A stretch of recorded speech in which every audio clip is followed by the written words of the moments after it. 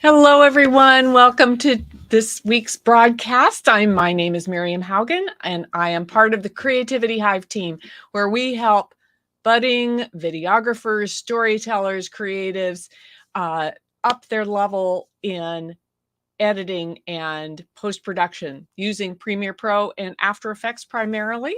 So we do one-on-one coaching and teaching, and reach out to us if you're interested in that. But our weekly show, we talk with videographers and people involved in various aspects of the industry from all over the globe. And today we have Alana Jackler. Hello, hello. Hello. Thank you for having me. I thought you would be a really fun guest because, sometimes we get into the kind of the geeky post-production technical stuff. And you come from it, I think, at a little more of a storytelling background, but do you want to tell us about yourself?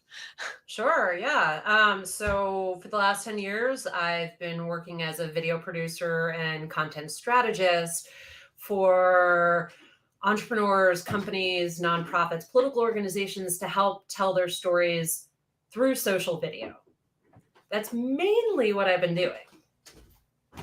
The pandemic hit and I had to make a quick shift because I lost a bunch of clients. And so I ended up it ended up being really interesting because I ended up shifting completely remote, which I don't mind. I get to run shoots in my pajama bottoms, so and I've now have clients all over from South Africa to Australia and Canada. And it's in some ways it's made the process easier. But the pandemic in many ways also inspired my newest business venture, which in some ways started because of situations like how we met. So we met on Lunch Club. During the pandemic, I don't know if you were like this, but I started networking like crazy and networking through virtual forums like Lunch Club and the likes. And I felt like I didn't have a good tool to introduce myself. I was like, I'm a creative. At the heart of what I do is I'm a creative, but I wear so many hats. And I felt like, LinkedIn didn't really do a good job of presenting who I was and what I did. So I was like, there's got to be a better way. I've got to get a better tool. So that was the starting point. But then I started thinking about what's the bigger issue with being a creative? And that's the loneliness and the isolation. Creating is hard. Getting to creative stability is hard. It takes 3 to 6 years. I mean, I don't know how long ago you started your YouTube channel, but it takes a while to reach a certain level in terms of subscribers, and then to be able to monetize that. I think 9 out of 10 creators experience creator burnout and 71% think of quitting.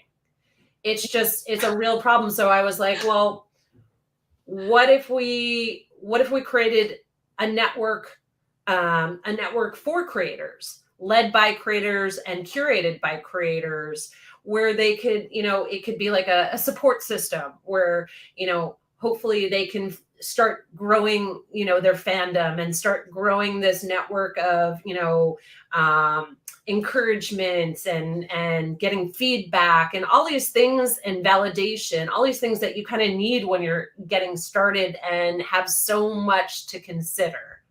So that is what I'm doing right now. And hopefully in the next month, I'm hoping in the next month to be able to have a first iteration of it. Okay, so it's not live yet. It's not live yet. No. Okay. I actually have to build the platform. So luckily I have a partner who has some technical expertise because that's not my background, but we're going to have to hire someone to actually build the platform, at least an initial version of it. It sounds like it could be really complex. It's not like there's a free plugin that you can just, oh yeah, I'll sign up for this. It's in some ways, yes, but since we're focused on building community first, because it's going to become more complicated because part of the platform will be including virtual events where people can meet each other. And then there's a whole nother component, but we wanted to streamline it initially because at the end of the day, what's the most important thing when you're getting started? It's your network. It's who you know and who you can create with. And so giving people a better chance of succeeding and using each other as resources was what we thought was like the best way to start with. Oh, yeah, that makes sense. So can you want to share the name? Is it appropriate to share the name yet? I can. It's exciting. We just changed the name a week ago.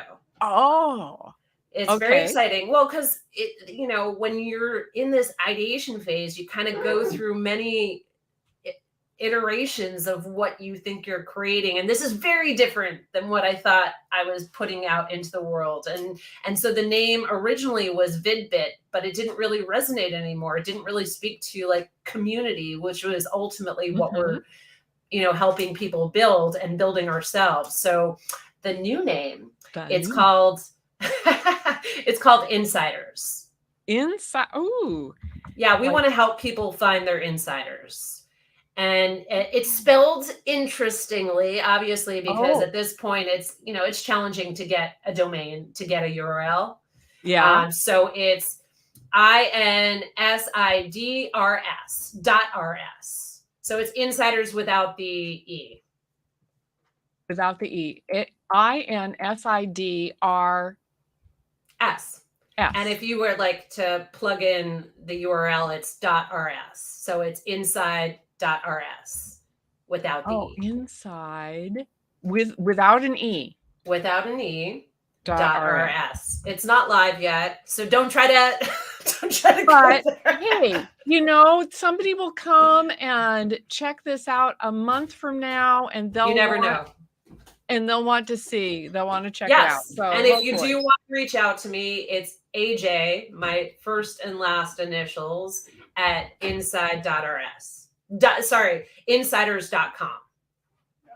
No? Insiders.rs. Sorry. Inside.rs. So it's Inside.rs. Yes. Let's see if I got this right. What is it? It's insid.rs. Insid. I know there's no E. I have the peanut gallery chiming in about how I'm flubbing the name. It's insid, so it's easier to understand without the E.rs. There we go. You got it right. You got it right. That does make it easier if you just say insid. Yeah. I know. And then we just have to make the translation. Yeah. I wanted to tell everyone that you started fascinating. I'm sorry. You started out as an actress? I did. Yes. For many years, that was my everything. I'm originally from New York, and I now live in Los Angeles. I moved out here like 8 years ago.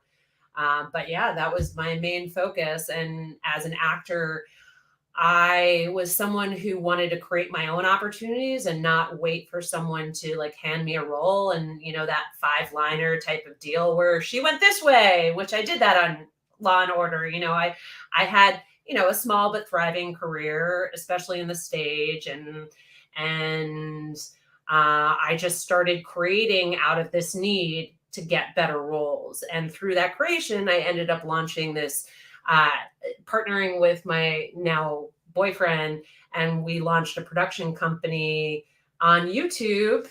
We launched a sci-fi channel with 10 different shows. And, that was my like starting point for entering this like space, the creative space online. Awesome. I'm going to bring Neil on here so he can have a Hi, chance Neil. to say hello. Yeah, that whole acting thing. I was in shows, primarily musicals, but some regular stage plays, high school and into college, and a number of things as an adult. And I'm always amazed at how beautifully I can mimic a piece of wood on stage. No matter what I'm doing, how much emotion I put into it, I look at the video and go, wow, that's an amazing block of wood. And so people that actually can do it and pull it off, I just always look at and go, wow, that would be cool. Yeah, you're funny. You're funny. No, I mean, look, I lived and breathed it for many, many years. And I weirdly went through this mourning period where it wasn't my passion anymore. And I realized that.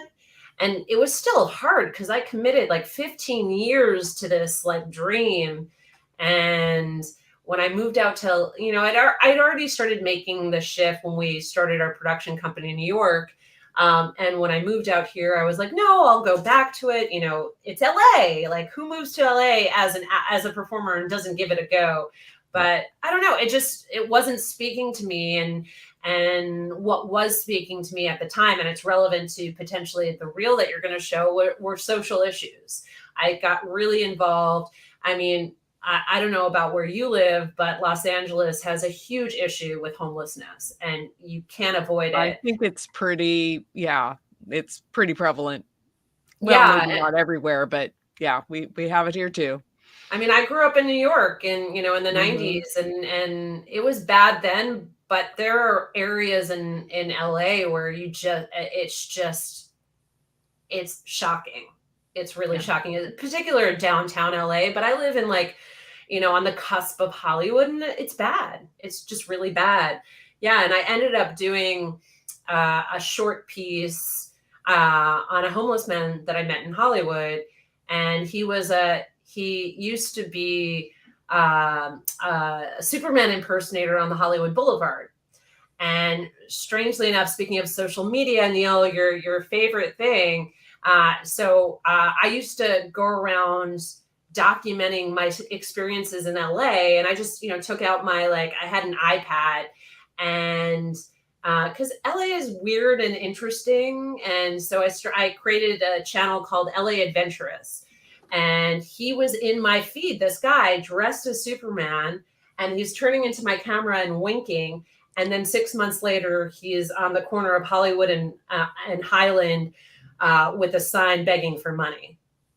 So I immediately went up to him because he's a dead ringer for Christopher Reeves. So I immediately saw him, and so I took him to Mel's Diner. We sat down and had a coffee. I heard his story, and I was like, I felt like I could help him. I felt like his story was so universal, and this fallen superhero, it just was so powerful. And so I was determined we created a GoFundMe, but I was determined to get that video out there. And so luckily the New York Post licensed it, and within 24 hours, it got millions of views.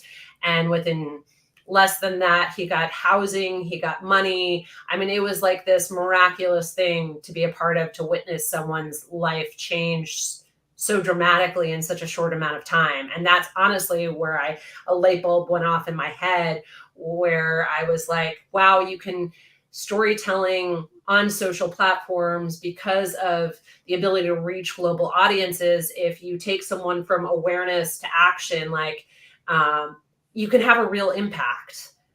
You really can connect the dots in a really extraordinary way. Awesome. Well, should we show your social media reel now? We can. Sure. I guess, and Superman is a part of this, right? Yeah, I believe it's the last clip. Okay. Let's see if I can do this. No. Ta-da. America cannot be great without you, me, and all of us who are here today. I thought everybody was out to fight the powerful special interests, and it turns out, no.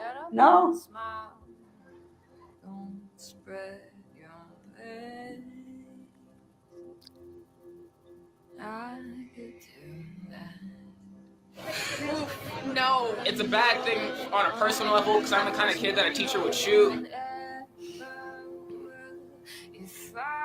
Look at the wildfires. I mean, take a serious look at the cause and consequences of the dry earth, the dry trees, the record-breaking temperatures, and that's no accident.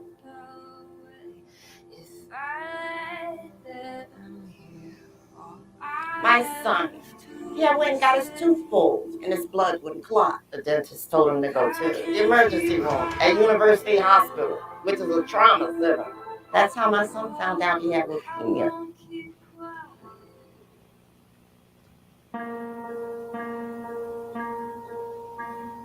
Oh, there we go.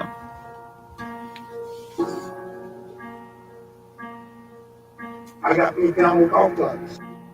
And they knocked out my teeth, stole my Superman outfit, stole $963 from me, my cell phone and my laptop.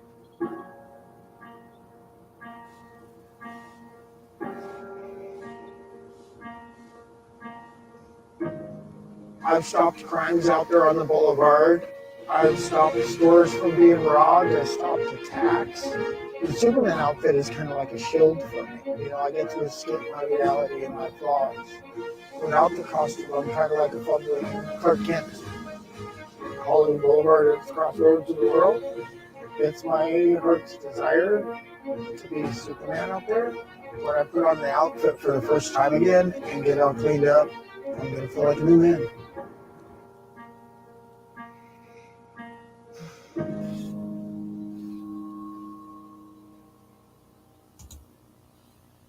Wow. Wow, I haven't watched that in a while.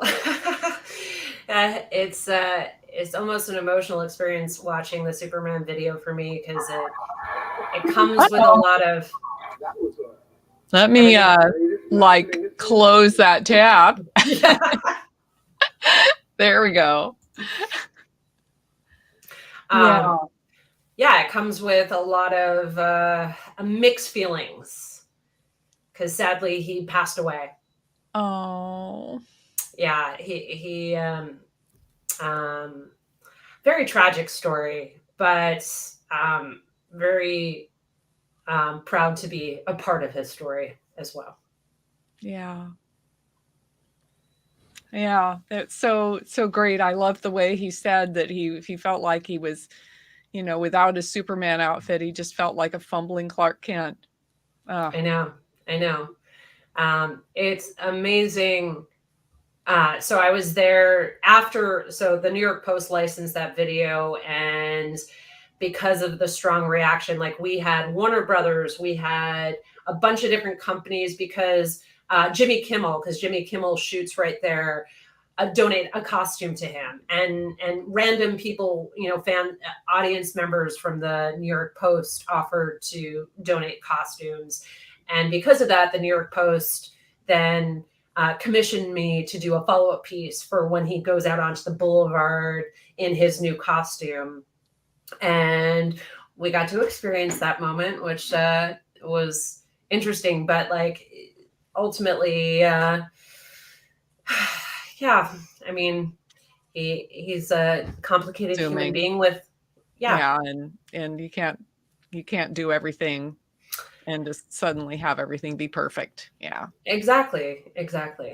But, you know, like I said, it was a magical thing to be part of, and it kind of got me thinking about the power of storytelling through social platforms and how we could really make a difference. And it really kickstarted my journey into creating impact media and working with nonprofits. You know, I launched an initiative for the 2018 midterms. And that's what some of the clips in there were. So I got to interview a lot of congressional candidates and activist groups. I mean, it was a very exciting thing to be a part of. Mm-hmm. So,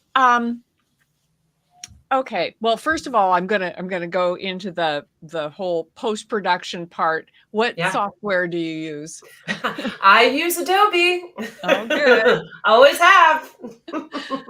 It is kind of the centerpiece. Do you have any questions, Neil?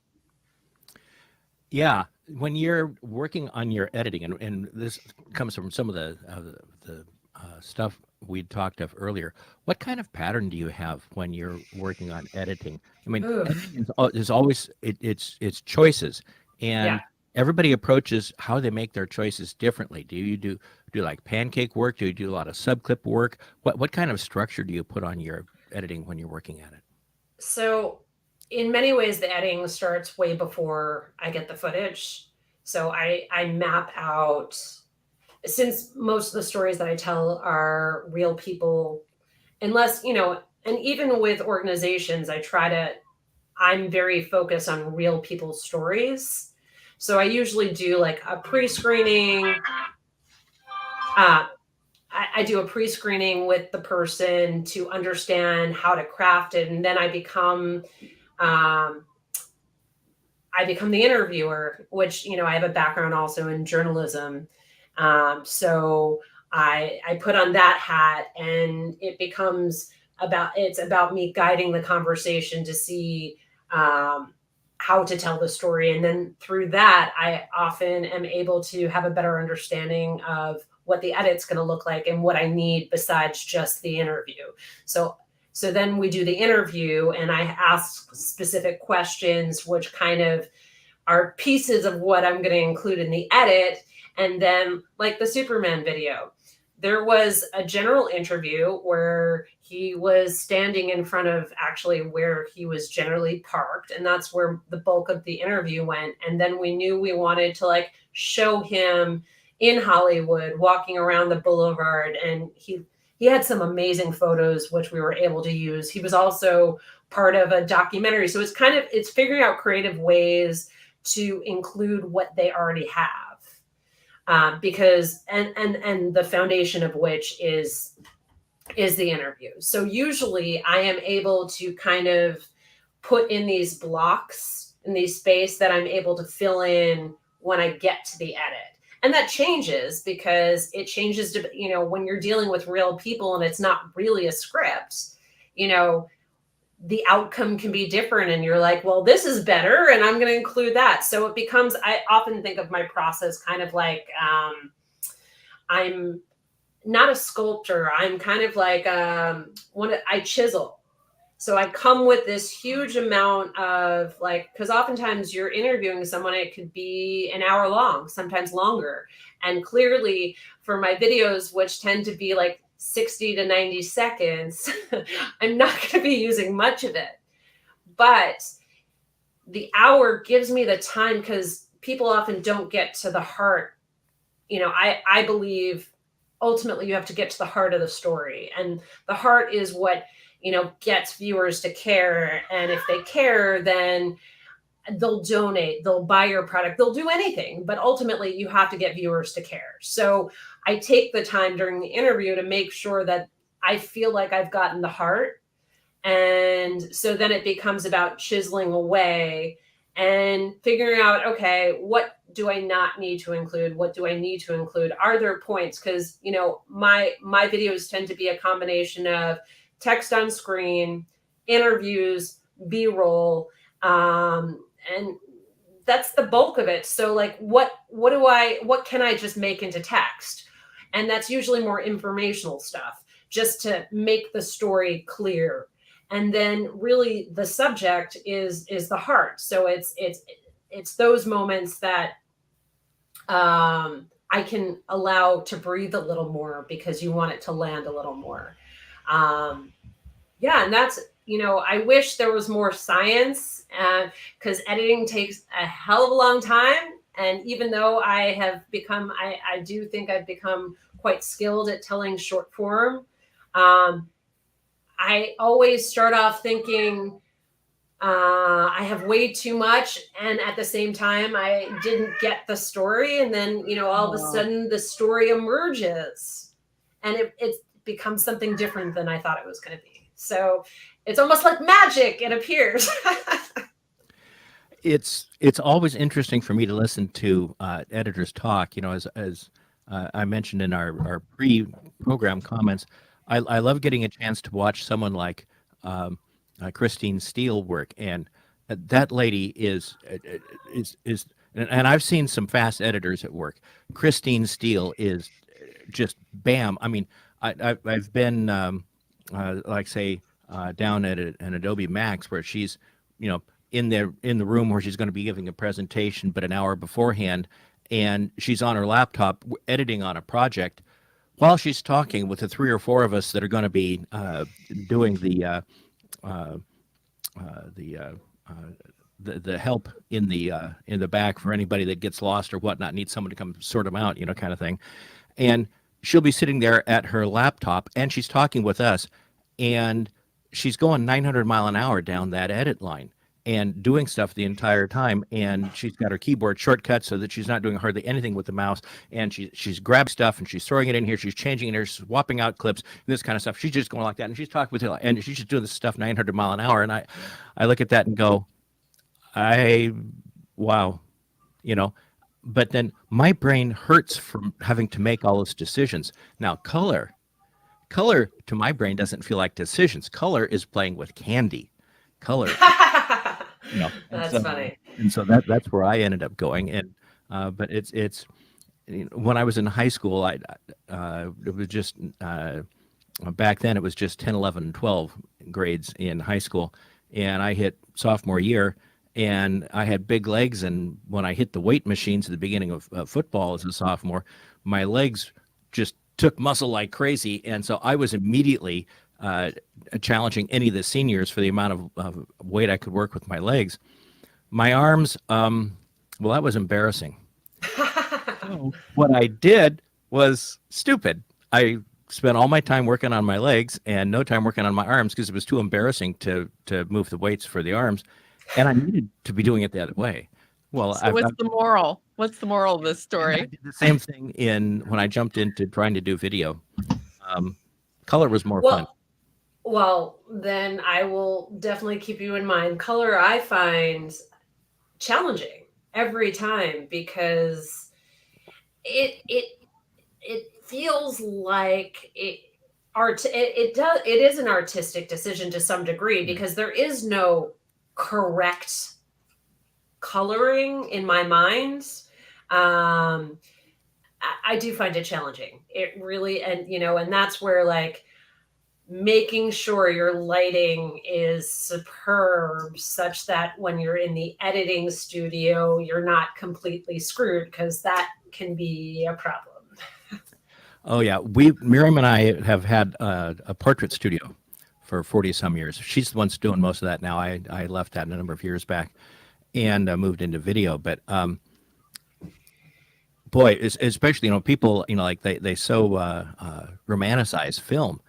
And I have to tell you, film was hard crap to work with.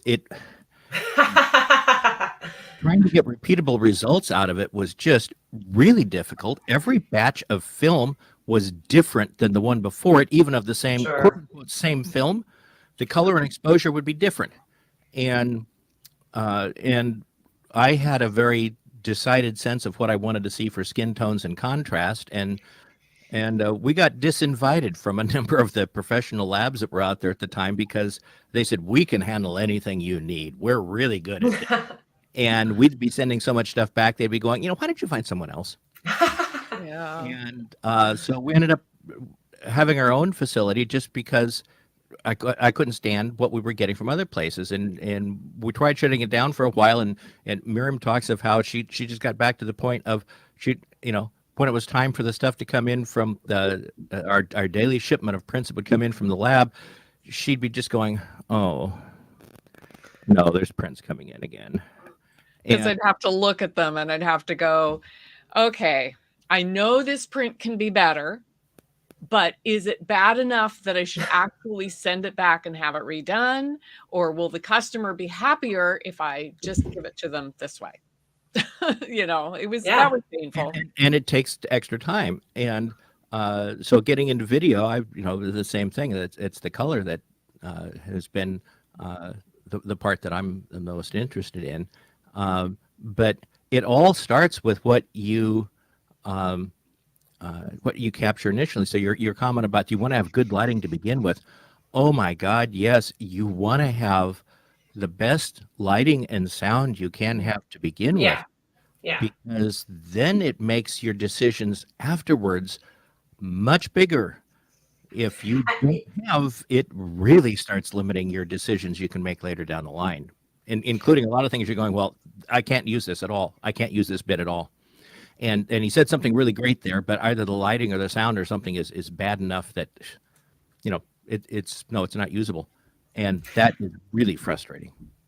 Yeah, I mean, the amazing thing about where we are today is that it's super accessible too. Like, I used to do voiceover work and I created a home studio. And so I purchased a relatively expensive mic, not super expensive, but like nowadays you can even, because the audio quality and the video quality in one's computer, which is a lot of where we're live streaming from, isn't very good. It's just not good at all. But you can buy, I've certainly purchased like $15 lapels. I mean, my lighting right now, I mean, it's a little off, but but I've purchased these $15 lights, which are on either side of my computer. Like, I mean, it doesn't cost a lot to just make yourself look better. Yeah. Look and sound better. No, it doesn't have to cost a lot of money. I think that, but understanding what light, some basic principles, which we've talked about, we need to do a little tutorial on basic principles. I am going to try even I'm showing this light that I'm using for my video setup right now. Do you see that? That is, and I do have a ring light, as you can probably tell, on my camera as well. But that little can up there does fine. It's bouncing off a wall, so Yeah. it gives And me her a soft walls are light. a dead neutral gray. And it's neutral gray, so it's not giving any odd color casts and whatnot. So, but it's not just like, look, most people nowadays, especially since the pandemic hit, we're all on Zoom. We're all going live to some degree. And what's amazing to me is that most people's instincts are the opposite of what's true. So they'll put the light source right behind them, like the window's right behind them. by a window. I'm like, all you have to do is turn yourself around and you got it. Right. I've got plenty of light. Right. It's funny like that. And I've got a hair light coming in on the back of my head there. Yeah. And I've also got, if I can get down to it here, my main fill light on my main side. So, I've got 3 lights set up because I do a lot of recording here. At times I have a camera off to over there so that it shows my computer setup here with my big color panel and control panel and everything, because I do a lot of recording of tutorials from this setup. And so I have it so I can be talking into this one while I'm working on the computer, or I can be talking facing that one and you can see the computer or the screens that I'm working on, all 4 screens here. So you have something to cut to. And then a camera above to show the yeah, keyboard, that's right. I've got another camera that is right above, so that when I've got my hands on my control panel, if I'm doing demonstrations for Tangent or something like that on what you can do with a control panel, I can do that as a picture-in-picture, and you actually see my hands working on that, where I'm not using the mouse or anything. I'm just using the control panel to do stuff. But and what kind of cameras are you using? Let's see. It's like a Nikon 5200 up above. That one will shut itself off after 10 minutes or so, and so naturally, and so I can use it for short periods of time. So I put that one in the one where I'm going, where I just need to make a short little bit of working the hand controls. I've got a Nikon D600, I think it is, that is the one that I'm looking into right here, and for the one that I put up over to the side here that gets everything. That I use either a Panasonic GH3 or a Blackmagic Pocket Cinema 4K, and it's all set up to run through an A10 Mini Pro from Blackmagic. So nice. It's quite a setup, but it's useful and it gets production done for me. It doesn't take necessarily always the most expensive equipment, but like the lights I'm using. They're mostly Yongnuos. They're these little LED panels, and they cost like between $60 and $120. And some of them are powered with a single, Sony type battery, and some take 2, or like when I've got them set up here, you can get for an extra of like $15, you can get the AC cord to power them, and so it doesn't cost that much to get a few of these. That yeah, these things that you can power them for an hour and a half off a battery or two. Well, wow, you take a couple of these out to your interview. That's in a small bag. It's not much weight, and you can control the light. Yeah, no, that's exactly what I did because, we had a production studio in New York, and we had a bunch of REs. We had stuff that when we moved out here and I started doing more like documentary style shooting, we ended up selling it all because we weren't using it. It didn't make sense, and so I ended up buying 3 LEDs, which were in a bag I strapped to myself, and super easy to travel with, and super lightweight. I essentially had everything in my backpack and that light bag, and I was good to go. Well, we're going to be going down to NAB here in another couple of weeks, and one of the things that's kind of fun is to see all of the people that go around at NAB and record little interviews and programs at various booths. And so you'll have people that'll have these rolling cases. A lot of them are, the size of the case that you could carry on an airport, and they'll have, say, 3 or 4 sections of PVC tubing that they can put together with couplers and are strapped to the handle, and they have their light mounted on that. And so they're walking down, with their camera on a gimbal in one hand and their and pulling their little case, and then they stand it up, park their light on top of it, and are holding the camera in one hand on the person they're photographing, and they've got a mic, and they just do and hold the mic out to the other person, and do these interviews, and then turn the camera off, and then go down to another booth and go on. And I've seen the results of a couple of them, and they look pretty nice. I mean, they really had their setup down, and it looked quite nice. And then you see some other groups that are going through there where they've got 2 guys that have the complete harnesses on with the huge Steadicam rigs, and they've got 3 people with lights on booms and everything. And so those guys get amazing work, but the guy going around with his little case does just nice work too. Yeah. I've seen videos also with I have a Steadicam for my phone actually, because, especially if I'm shooting events, and the events are for hours on end, I don't want to be carrying all this stuff. Like my back starts to hurt, with a shoulder rig, it's unpleasant. Where is my little thing? I think it's right. It comes in this case.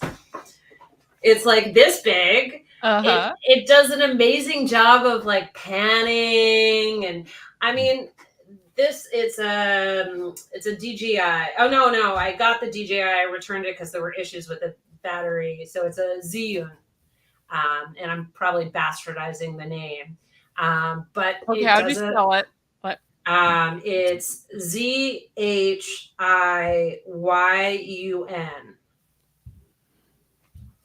It does a fantastic job. Nowadays phones have such, that's exactly it. Okay. Have such, you can get such amazing footage. The hardest thing about the phone is the stabilization, I think, because how long can you really hold your phone like this for that long? Even though it's lightweight, it gets to be a little problematic. And there are plenty of stabilizers out there, super cheap. This is just one step above where you can actually, do a fancy shot and feel like a real filmmaker. And this is definitely a less than $100. Yeah. Yeah. Oh, we should do reviews of you should equipment like that. That would be kind of fun. Yeah. And then, get them to send you stuff and you get to try it out.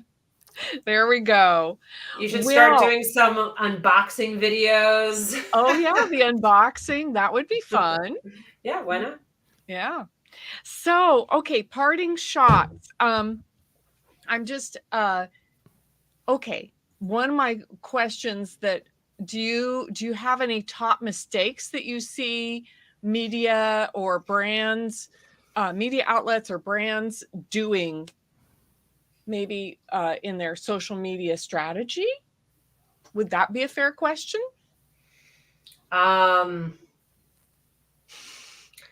I don't know how I would answer that, because I'm not Okay. super focused on how Okay. brands are effing up. Okay. So, okay. What would you like to end with? Well, I think ultimately what we're talking about is it's a fantastic time to be a creator. Like, Yes. it doesn't cost a lot to get started. You can do it from your home. Look at this. We're having a conversation, not in the same location, and this becomes valuable content for people where people can learn about what it takes to be an editor, what it takes to be a filmmaker. So ultimately, I just think, if you have a dream and you have a passion and you want to utilize video, there's never been a better time. And social platforms have created such an opportunity. It's challenging. Look, it's challenging to build audiences and, constantly put out content. But ultimately, if you find a way in which to do it, that you're consistent and you're able to find a way that you can have fun as well doing it, it's just like, why That, not? I think, is key. Yeah. One of the reasons that we love doing this little weekly show is we're having fun doing it. So it's Yeah, easy to be sure. consistent. Yeah. So I just think everyone should do it. If everyone who wants to should do it, because there really are very few, walls to climb. Sure, there's a learning curve and there's a lot of different things to learn, but ultimately it's accessible. And that's the most amazing thing about, the world today, is that it's just so accessible. Yes. Well, thank you so much. We're going to sign off. So goodbye, everybody. Bye. Thanks for having me. Thank you. Good time.